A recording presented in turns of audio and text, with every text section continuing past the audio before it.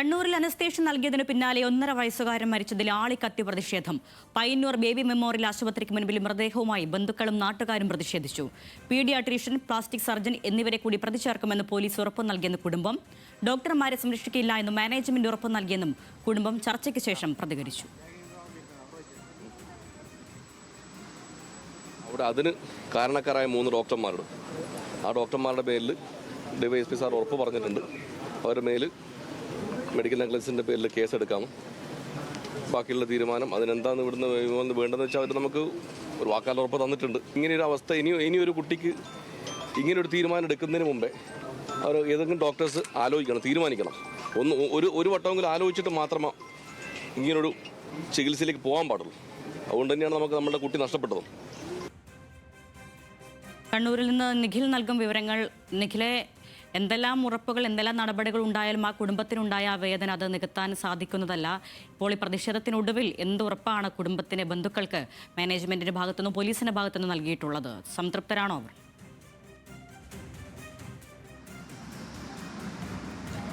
നിലവിൽ അവർ അത്തരത്തിൽ സംതൃപ്തിയും അസംതൃപ്തിയും പറയുന്നതിന് പകരം അവർ പറയുന്നത് ഇനി ഒരു കുഞ്ഞിനും ഇങ്ങനെ ഒരു അവസ്ഥ ഉണ്ടാകരുത്, അതിനുള്ള ഉറപ്പ് നേടിയെടുക്കുക എന്നുള്ളത് മാത്രമാണ് തങ്ങൾ ഉദ്ദേശിച്ചത്. അതുകൊണ്ടാണ് ഈ ചർച്ചയ്ക്ക് വന്നതും ഈ ദേവാൻ ശൗര്യയുടെ മൃതദേഹവുമായി ഈ ആശുപത്രിക്ക് മുന്നിലേക്ക് വരേണ്ടി വന്നതും എന്നാണ് അവർ പറയുന്നത്. അതിനപ്പുറത്തേക്ക് തങ്ങളൊന്നും പ്രതീക്ഷിക്കുന്നില്ല എന്ന് പറയുന്നു. മാത്രമല്ല, ഇതിൻ്റെ നിയമപരമായ വശങ്ങളിലുള്ള വിശ്വാസക്കുറവ് കൂടി ഈ കുഞ്ഞിൻ്റെ അച്ഛൻ്റെ സഹോദരനായ ഡോക്ടർ അജിത്ത് പങ്കുവയ്ക്കുന്നുണ്ട്. ഏതായാലും ഇവർക്ക് ഇപ്പോൾ നൽകിയിരിക്കുന്ന ഉറപ്പ്, ഇവരുടെ ഏറ്റവും പ്രധാനപ്പെട്ട ആവശ്യം ഈ അനസ്തേഷ്യ ഡോക്ടർ മാത്രമല്ല, ഈ പീഡിയാട്രിക് വിഭാഗത്തിലെ ഡോക്ടർ, ഒപ്പം തന്നെ ഈ പ്ലാസ്റ്റിക് സർജറി വിഭാഗത്തിലെ ഡോക്ടർ, ഈ 2 ഡോക്ടർമാരും കൂടി ഇതിൽ പ്രതികളാണ്. അവരും ഇതിൽ സമാന കുറ്റം ചെയ്തിട്ടുണ്ട്. അതുകൊണ്ട് അവർക്കെതിരെ കൂടി നടപടി വേണം എന്നുള്ളതായിരുന്നു ഈ കുടുംബത്തിൻ്റെ ഏറ്റവും പ്രധാനപ്പെട്ട ആവശ്യങ്ങളിലൊന്ന്. ആ ആവശ്യം അനുഭാവപൂർവ്വം പരിഗണിക്കാമെന്ന് ഇപ്പോൾ ഈ പയ്യന്നൂർ ഡിവൈഎസ്പിയുടെ നേതൃത്വത്തിൽ നടന്ന ചർച്ചയിൽ തീരുമാനമായിട്ടുണ്ട്. ഒരു മെഡിക്കൽ ബോർഡ് രൂപീകരിച്ചതിന് ശേഷം ഈ അനസ്തേഷ്യ നൽകാനിടയായ സാഹചര്യം എന്താണ്, ഓവർഡോസായി അനസ്തേഷ്യ നൽകിയിട്ടുണ്ടോ തുടങ്ങിയ കാര്യങ്ങളിലെല്ലാം ഒരു പരിശോധന നടത്തും. ആ പരിശോധനയ്ക്ക് ശേഷം ഒരു റിപ്പോർട്ട് സമർപ്പിക്കും. ആ റിപ്പോർട്ടിൻ്റെ അടിസ്ഥാനത്തിൽ തുടർ നടപടികൾ എന്നുള്ളതാണ് ഇപ്പോൾ എടുത്തിരിക്കുന്ന തീരുമാനം. ഈ പയ്യന്നൂരിലെ ബേബി മെമ്മോറിയൽ ആശുപത്രിയിൽ ഈ പരിയാരം മെഡിക്കൽ കോളേജിലെ പോസ്റ്റ്മോർട്ടത്തിന് ശേഷം ബന്ധുക്കൾക്ക് വിട്ടു നൽകിയ മൃതദേഹവുമായി ജനകീയ സമിതിയുടെ നേതൃത്വത്തിൽ എല്ലാ രാഷ്ട്രീയ പാർട്ടികളുടെയും പിന്തുണയോടുകൂടിയായിരുന്നു മൃതദേഹവുമായുള്ള ആംബുലൻസ് ഈ ആശുപത്രിക്ക് മുന്നിലേക്ക് എത്തിയത്.